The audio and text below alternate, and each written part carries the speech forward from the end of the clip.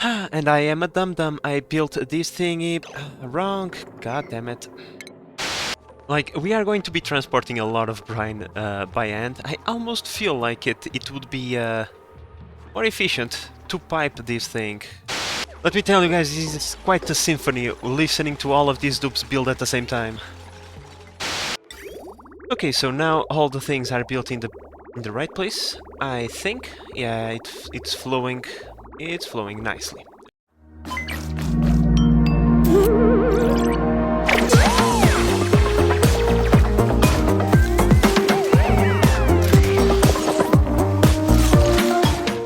Hello there, I'm the Biz Manager and welcome back to Oxygen Not Included.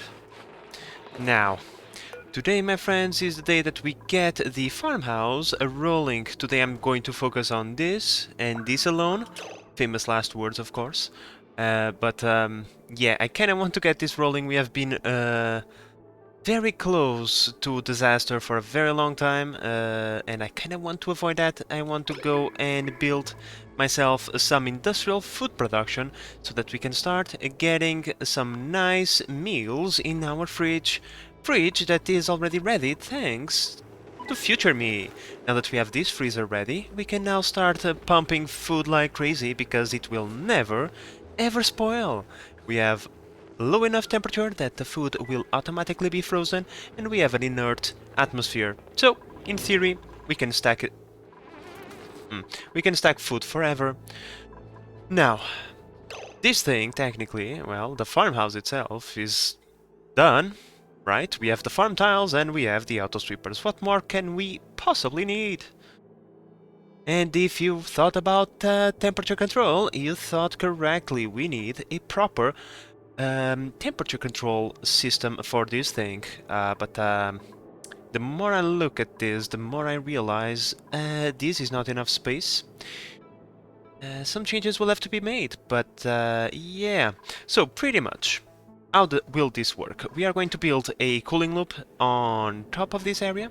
That cooling loop will be using ethanol because we want to drop the temperature really low, and we are going to, shall we say, cool off a block of ice. We are going to put a bunch of water into one place and we are going to cool it off until it's a solid block of ice.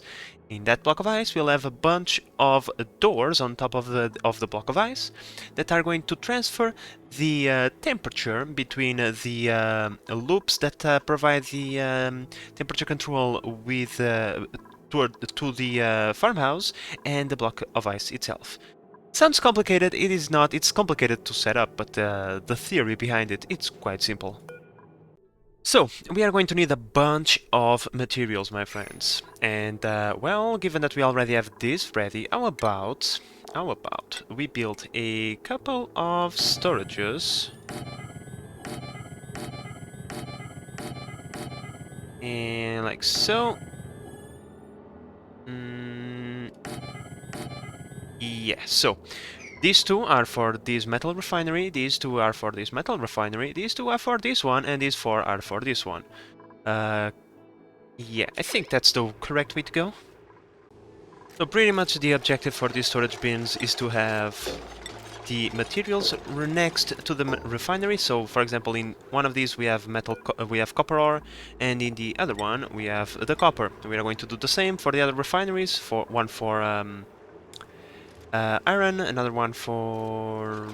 Wait a moment, what are the things that we... Yeah, one for gold, one for copper, right, this is the copper one, this is the gold one, this is going to be the tungsten one, or wolframite, and this one over here is going to go for the steel, or maybe not, this one is for the cobalt, and this one is for the steel and the tungsten. Yeah, so we are going to need one more of these thingies over here, and of course we need to remove this ladder, because this ladder is precisely in the spot where we want to build our auto sweeper. Well, my friends, on the very first cycle of this episode, we got an interesting dupe Rowan over here, with building plus operating as his interests, and pretty good traits, which, you know, usually if you get the one where you cannot build or the one where you cannot dig, those are not really that great, but unpracticed artist is whatever. Like, no one does decorating around here. You don't have time for that, you have to work. So, Rowan, I think, even though I probably shouldn't, I'm going to welcome you into the colony.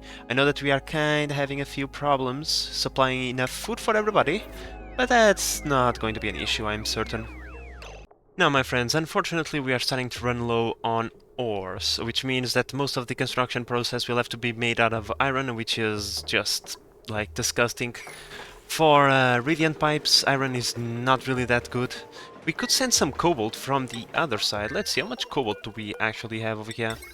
Oh, we have sufficient. We have a sufficient amount of cobalt. You know what? You know what? Please send me some cobalt, because cobalt is far better than copper, gold, or iron as being a conductive thingy for temperature. So we are going to convert that cobalt ore into proper cobalt.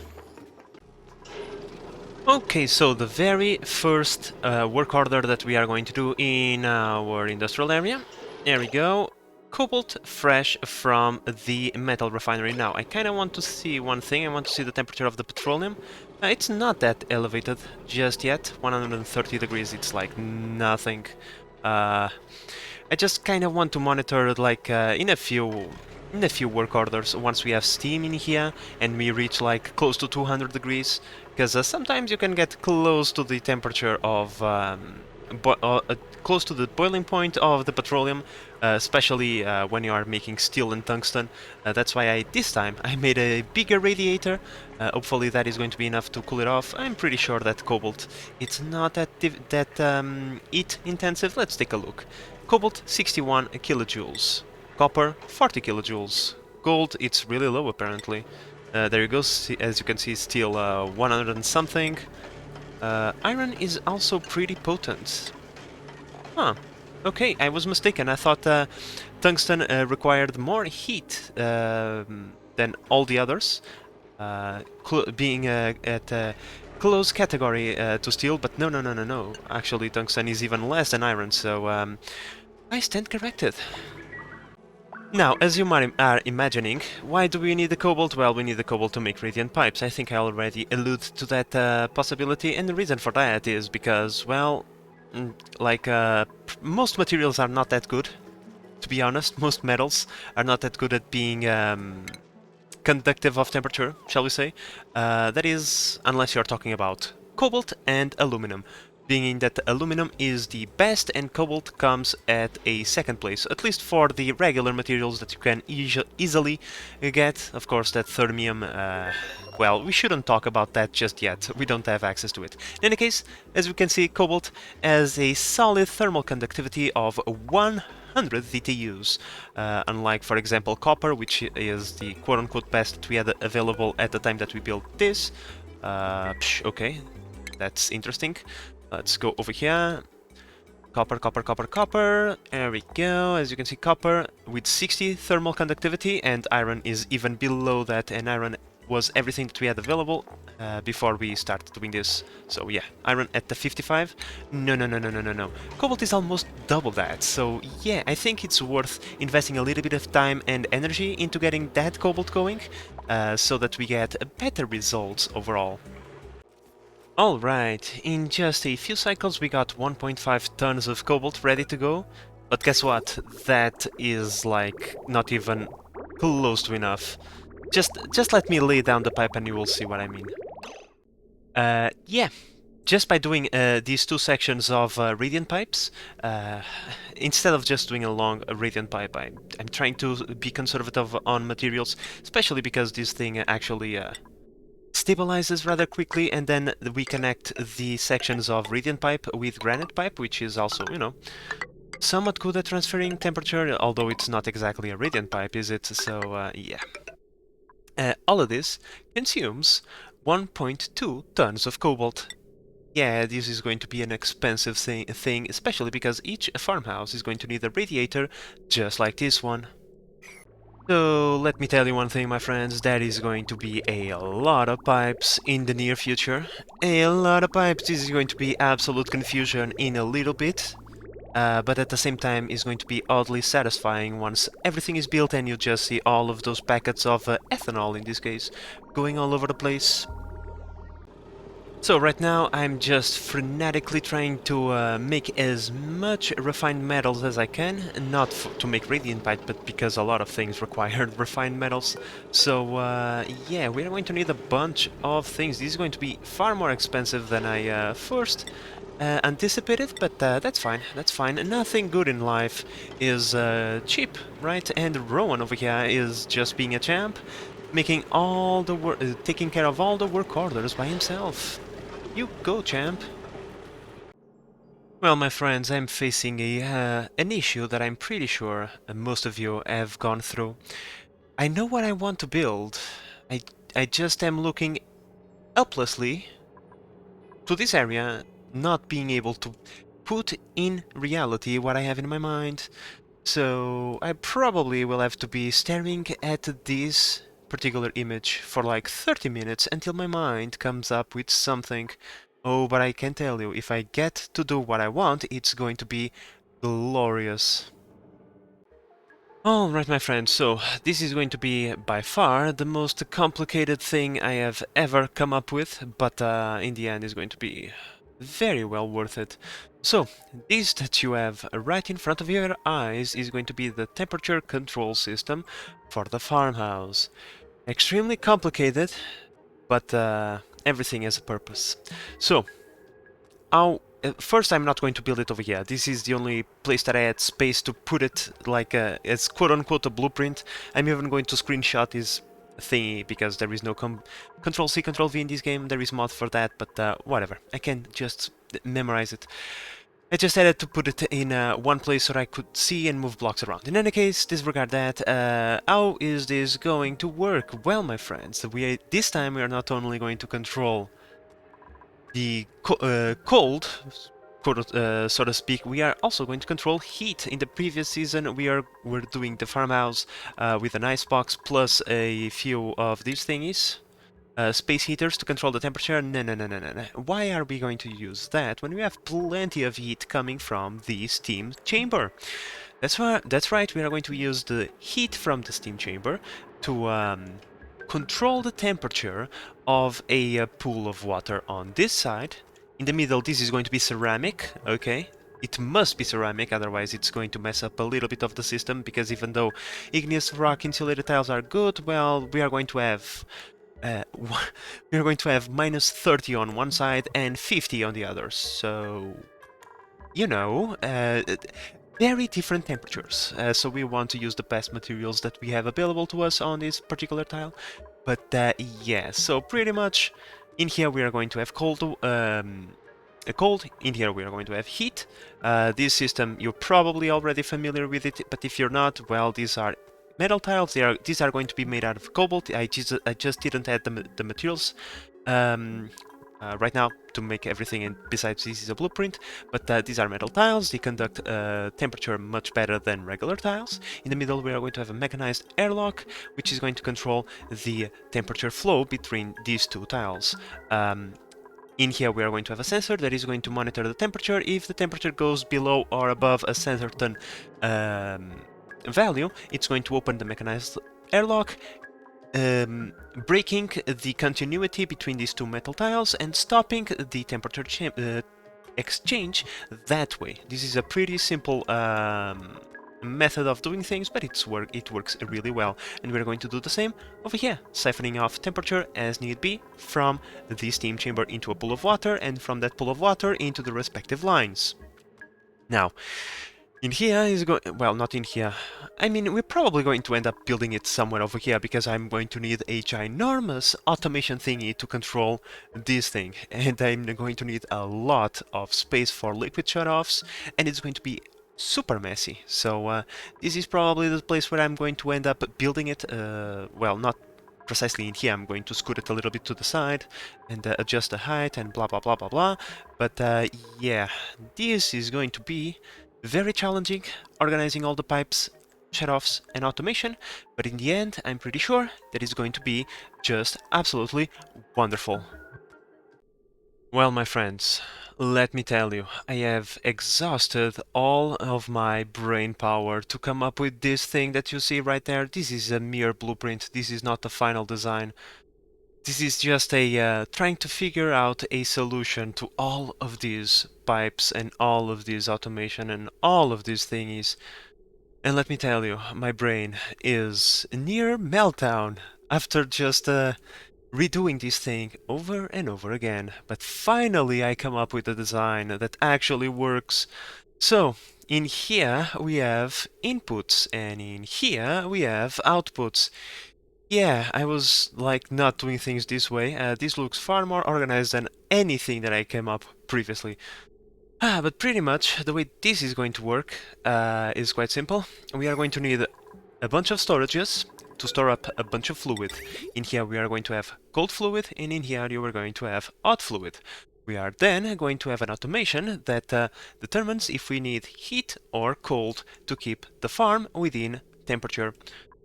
That automation is going to send a signal to these shutoffs, right? And these shutoffs are going to determine which of the lines is going to work. So pretty much if the shutoff for the cold line is on, we are going to activate, you know, this shutoff and this shutoff, right? Which means that the fluid, like the ethanol, should flow from the output line into the cold reservoir and then flow through the cold shutoff. But then once we need the heat, this shutoff will cut off, and then this one is going to activate, and in here is going to happen the same. This is going to cut off, and this is going to activate, which means that the fluid from the hot tank should start flowing through the pipe. Now, there is a few issues that I can see in the future, which is, well, both hot and cold fluids are going to share a pipe all the way towards the farmhouse, which means there is a slight possibility of transferring fluids between reservoirs over time. So let's say we need like cold, right? And so the cold line is active, and so the just imagine a full pipe, right, of cold fluid. Once there is a cutoff, right, a switch between hot and cold, the fluid in this pipe is going to flow towards the hot reservoir. Now, the same is going to happen to the cold reservoir, right? Once it's exchanged from heat to cold, the hot fluid within the pipe is going to go towards the liquid reservoir for cold fluid. What I like, I see that there might be a possibility of, let's say, if we, like, I don't know, maybe have a shutoff active longer than the other. Maybe we'll start transferring more fuel, more fluid from one to the other. But at the same time, what I can kind of see happen is if we have always the pipe full, there should be an equal amount being output from the cold and heat fluid containers. I know this is extremely complicated, my friends, but I don't know why I do these kinds of things to myself. But yeah, I kind of think there is going to be a balance in the end, even though if let's say because like there is only two choices, right? There is no three choices, so it's either one or the other. It's never going to stop as long as we have the system flowing.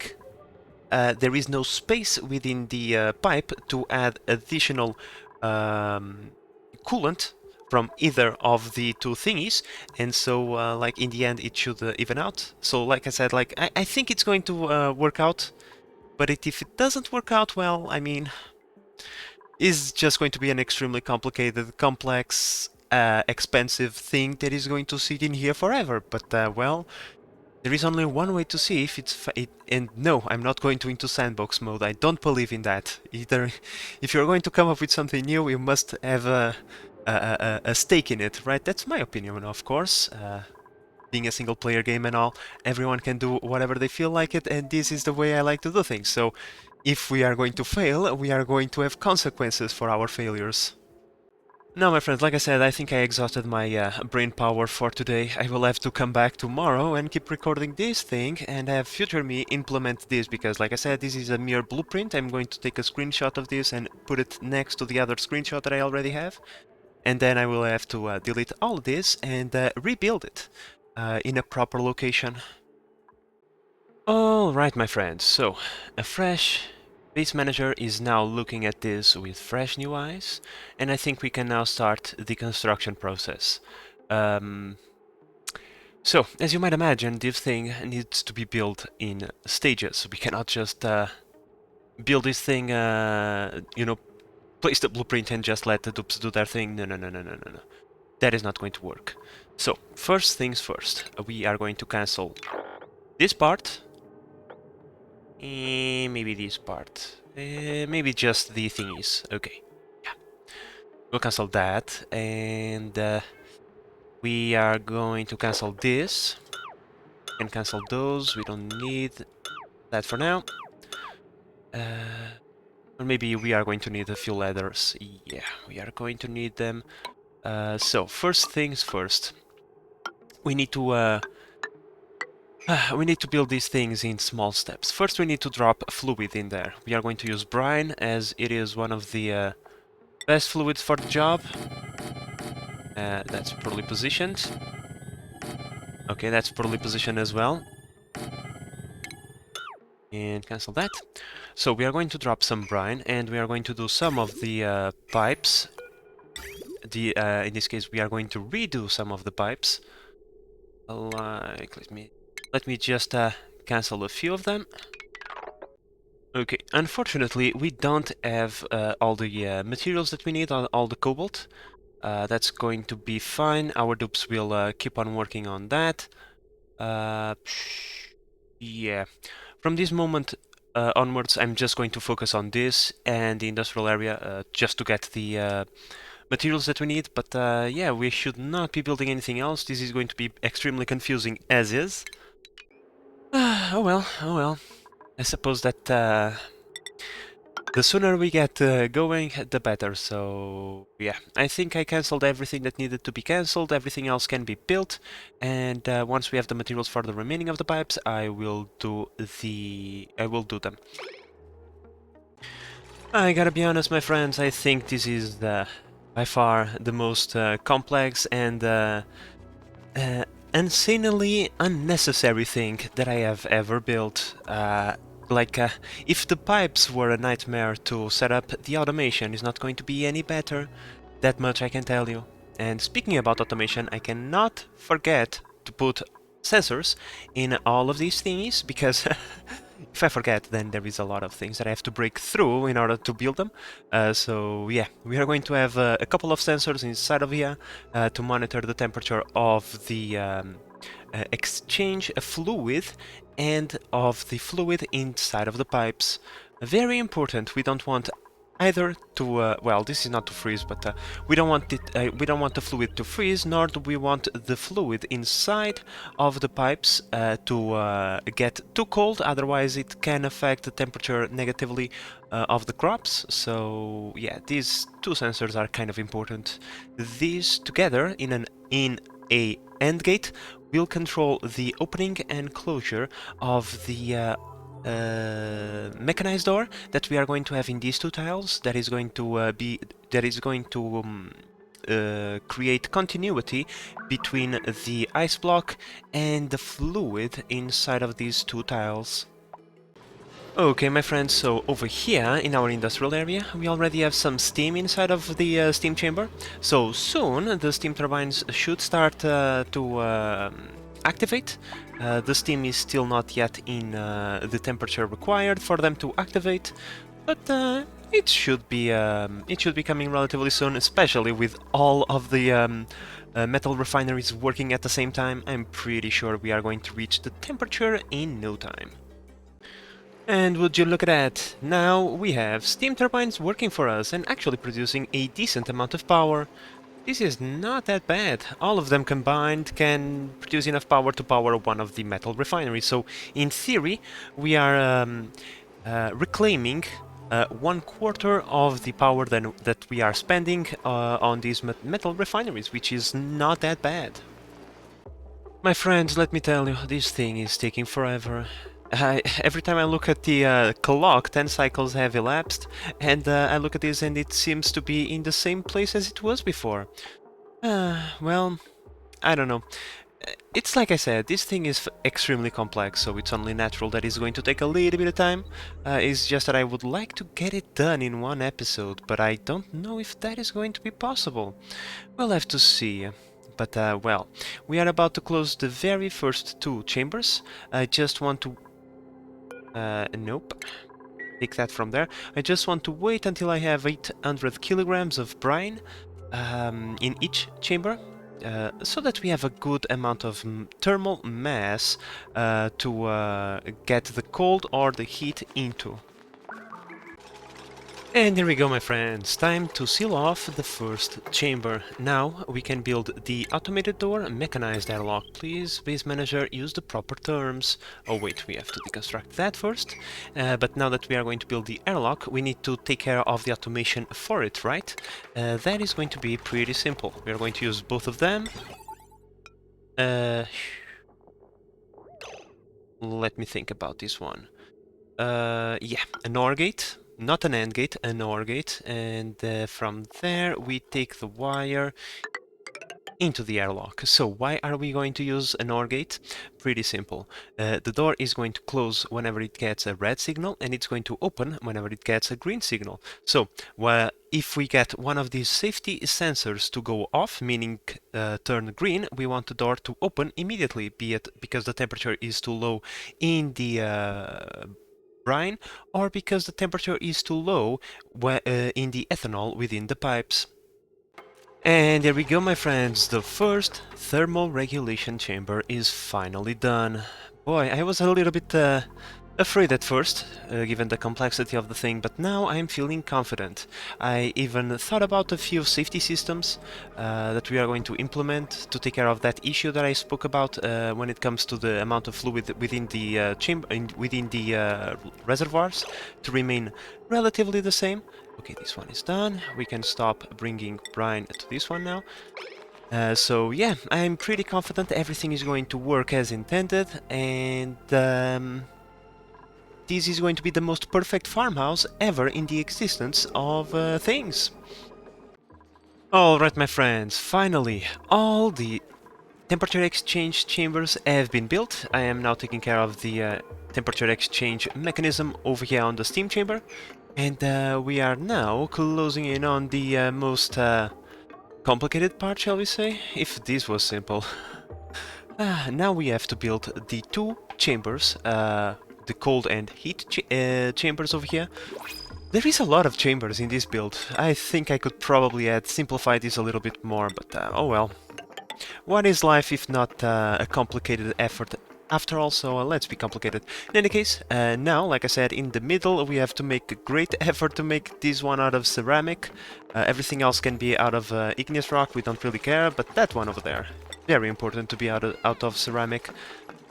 So, we need to close this off and pour a bunch of fluid into this area. I'm thinking about using brine over here. Reason for that is brine can actually get into temperature relatively quick because it has a low specific heat capacity. However, the thermal conductivity is not ideal.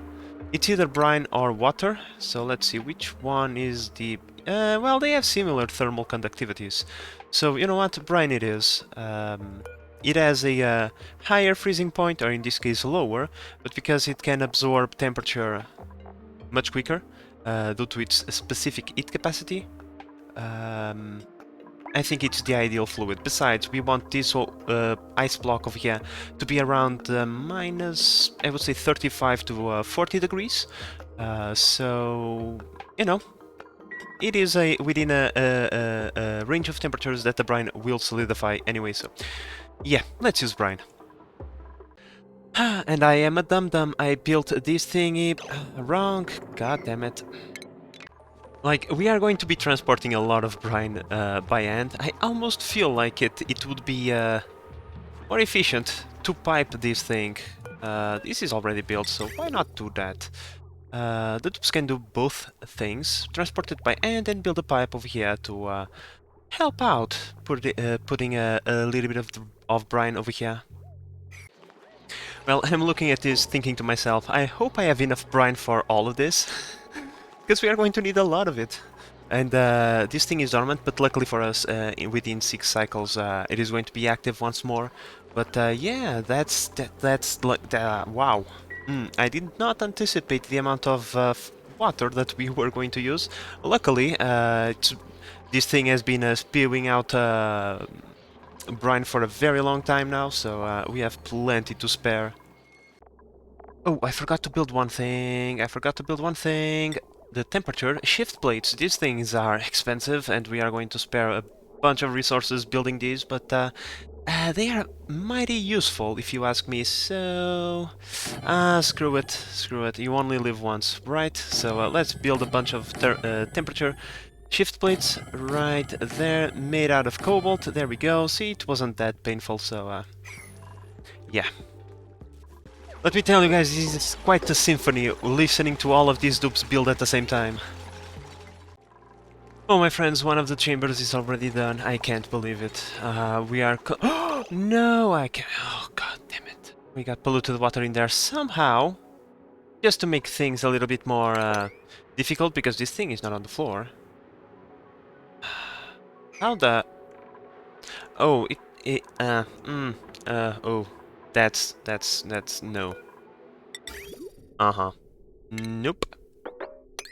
From now on, we are going to do the remaining filling of this chamber by hand. I kind of want to make sure that we are putting brine over here and not polluted water.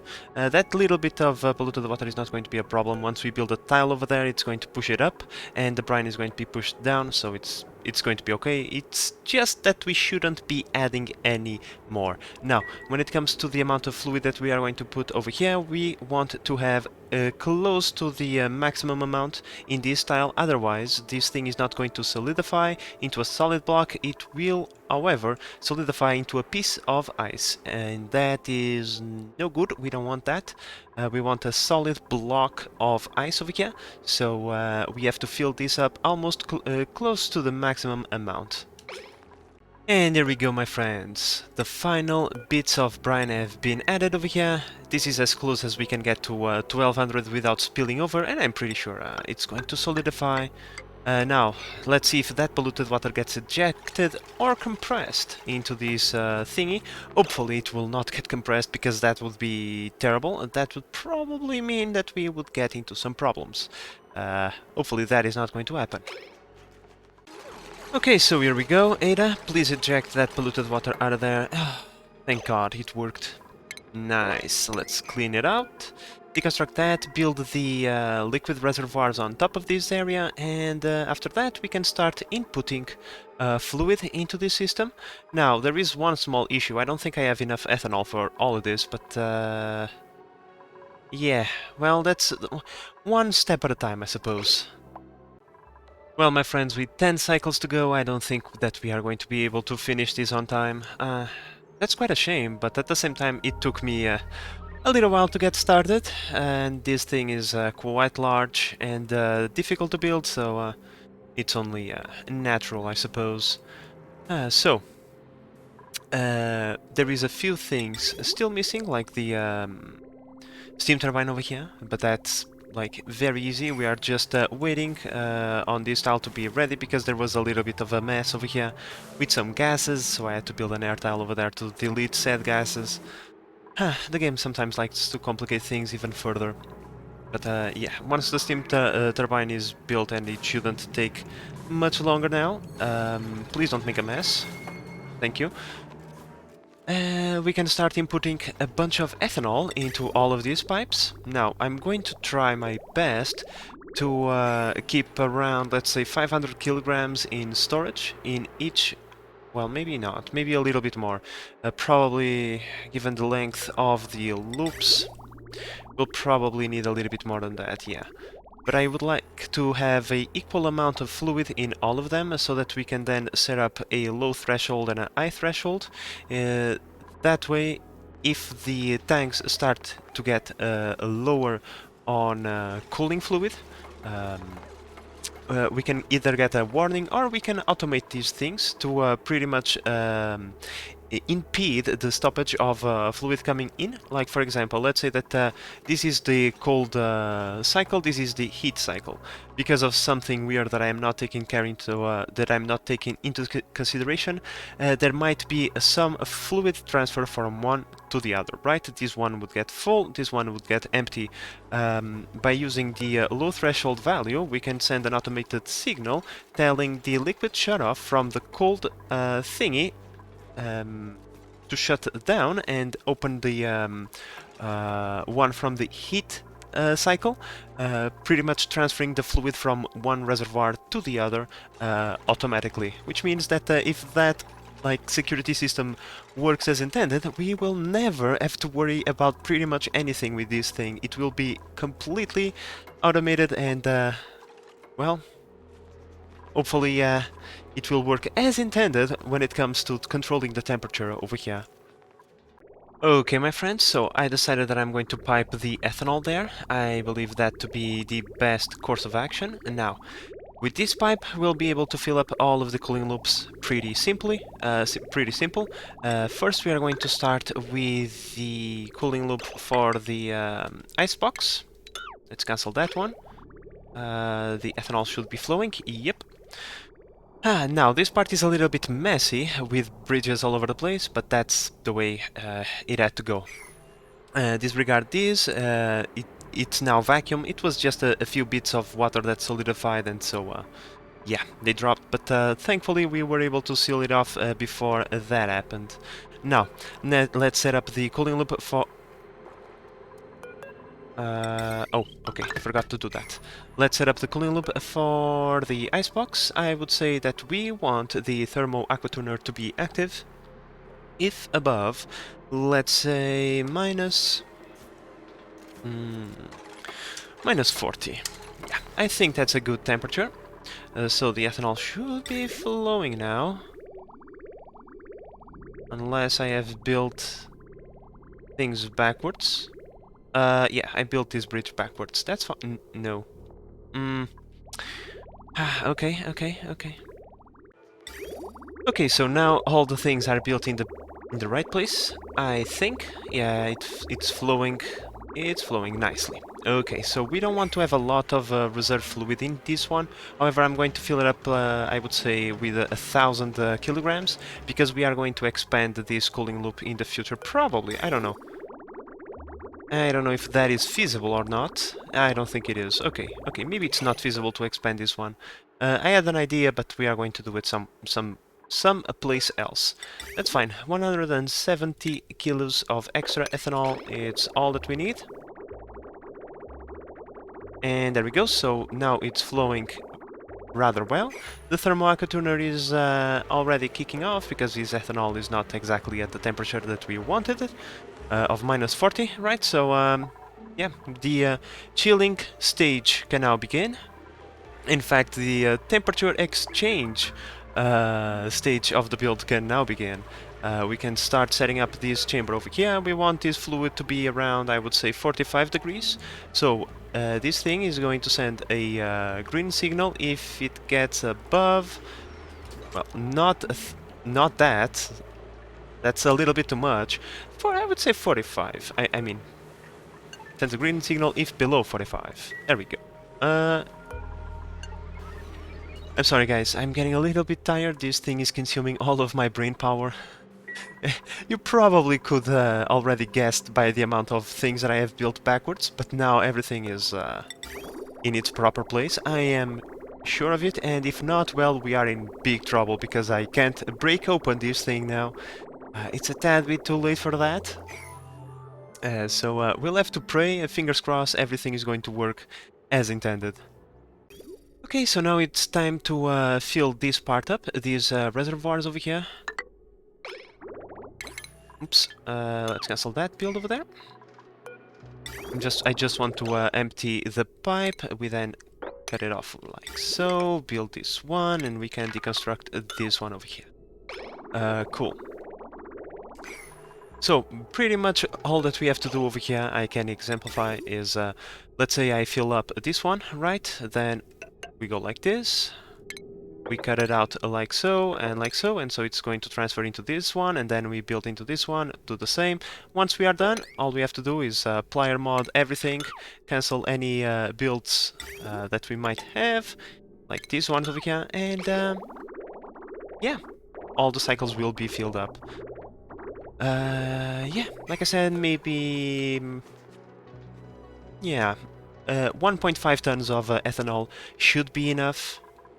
I don't know. I'm going to leave this line in here for now. Only after all the cooling loops are active will I deconstruct it. And in this final cycle, my friends, we are taking care of the final loops. I think we are going to have enough ethanol for all of this, which is fantastic news. All of these things are almost filled up. There we go. Close that one, open that one, thank you. Now, this thing, the ice block, is going to take a little while to solidify. As you can see, the temperature is steadily but slowly going down. We are at -12, we started at like -6, so it took a while just to go down 6 degrees. This one over here is also going to take a little bit of time because we are still to form steam in this chamber. The temperature is rising steadily, but we are still not there yet. Halfway there though, at 50 degrees, soon this thing should turn into steam. And even after this thing turns into steam, yeah, it's going to take a while until it can transfer enough temperature to put this block at the setup temperature that we have over here. Yeah. It's going to take a little while, but truth be told, we still have to plug in all the inputs and outputs and all the automation. So there is still plenty for future me to do until all of this is ready. So I don't think our dupes are going to stay idle while this thing is not done. And there we go. I think that's more than enough. Let's empty out that pipe over there by cutting this like so, and then we cut all of this, and then we reunite them like so. Bam! Pretty cool. Now I want this to be off as well. I'm going to leave these signal switches for now, and in the future they might serve as overrides should we want to open a liquid shutoff by hand, so I think it's a good idea to leave them behind. But yeah, my friends, this is going to be it for this episode.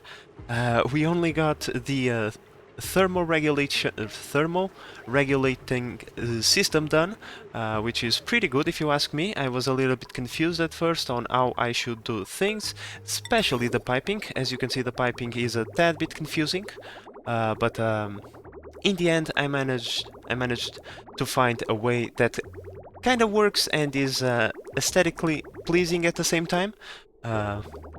Instead of just having a bunch of spaghetti all over the place. But when it comes to the functionality of the thing, only in the future will we be able to see if this thing actually works, but I am pretty confident, my friends. But with all of that said, I hope that you have enjoyed this episode and that you are enjoying the series so far. If you are, please consider subscribing and help the channel grow. But in the meantime, this is the Base Manager signing out. Bye bye!